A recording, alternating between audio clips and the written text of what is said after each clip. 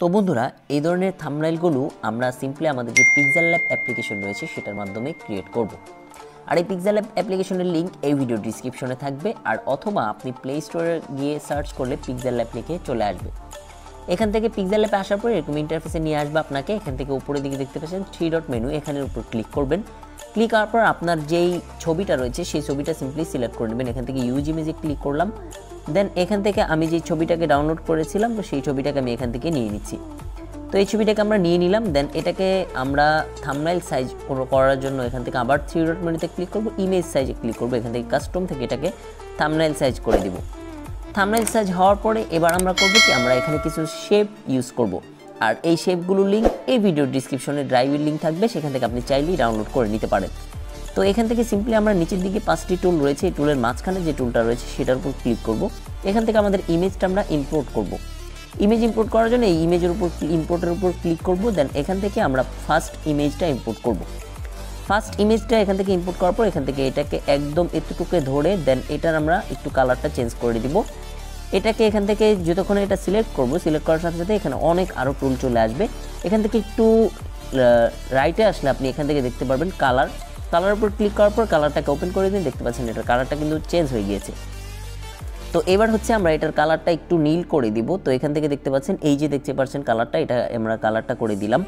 দেন এখান থেকে tick চিহ্নতে click করবো। আর আপনি যদি চান যে এই কালারটা অন্য কালার আপনার মন মতো দিবেন, তাহলে সেক্ষেত্রে আপনি প্লাস আইকনে ক্লিক করতে পারেন। প্লাস আইকনে ক্লিক করার পর এখানে অনেক কালার রয়েছে, আপনি চাইলে যে কোনো কালার চুজ করতে পারেন। এখান থেকে এটাকে ওকে করে দেওয়ার পর আমরা এবার আমাদের যেই শেপটা রয়েছিল, যেখানে আমরা নিচে নামটা লিখেছিলাম, সেই নামটার জন্য আমরা একটা শেপ নিয়ে আসবো। এই শেপটাকে আমরা একটু লক করে নিচ্ছি। এখান থেকে শেপটাতে ক্লিক করব, দেন এই অপশনে ক্লিক করব। এখান থেকে এটাকে লক করে দিব, দেন আবার এই অপশনে ক্লিক করব। ক্লিক করার পর এবার আমরা আরেকটি শেপ ইম্পোর্ট করব। ইম্পোর্টের উপর ক্লিক করব, দেন এই শেপটা যে রয়েছে এই শেপটাকে ইম্পোর্ট করব।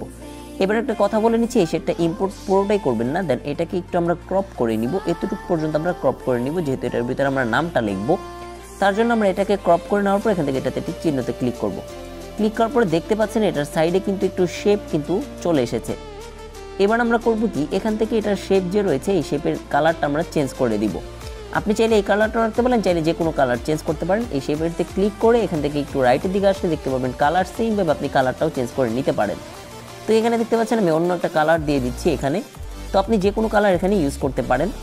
দেন আমরা আমাদের টেক্সটগুলো নিয়ে আসবো। টেক্সটগুলো আসার জন্য নিচের টুলের যে এ নাম্বার যে টুলটা রয়েছে, টেক্সটের উপর ক্লিক করব। ক্লিক করার পর এখান থেকে টেক্সট চলে আসবে। তো টেক্সটের উপর আপনি এখান থেকে যদি এডিটে ক্লিক করেন, ক্লিক করার পরও দেখতে পারবেন, অথবা আপনি এই টেক্সটের উপর ডাবল ক্লিক করলে কিন্তু চলে আসবে। এখান থেকে এটাকে ডিলিট করে দিচ্ছি। তারপর আমরা করব কি, আমরা আমাদের যেই নামটা রয়েছে সেই নামটা আমরা লিখে নিব।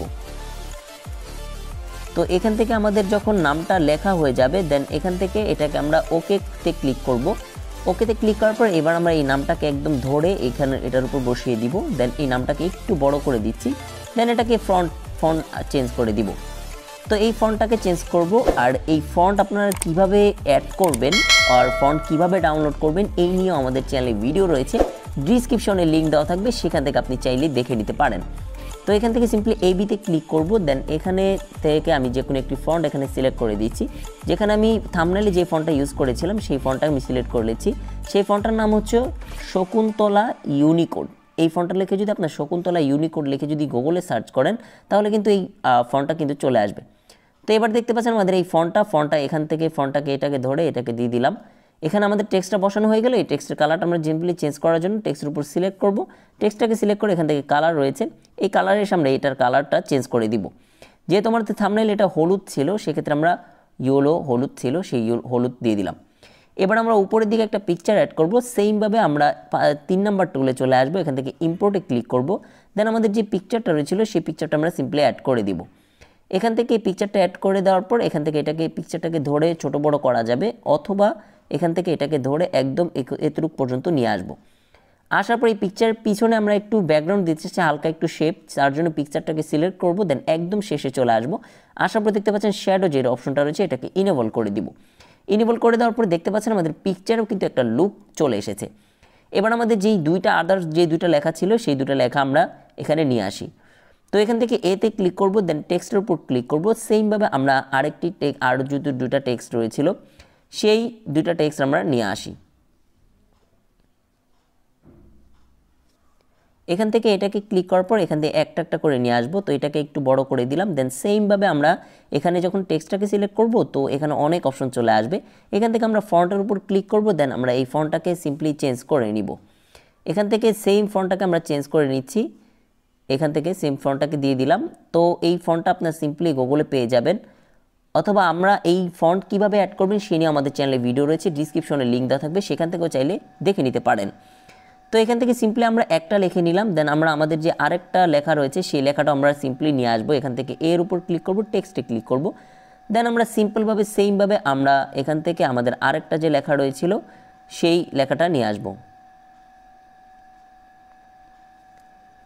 তো সেমভাবে আমাদের যে লেখাটা রয়েছে সেই লেখাটা আমরা নিয়ে আসলাম। এবার এটাকেও একটু বড় করে দিব। দেন এটার যে কালারটা রয়েছে সেই কালারটা আমরা একটু চেঞ্জ করে দিব।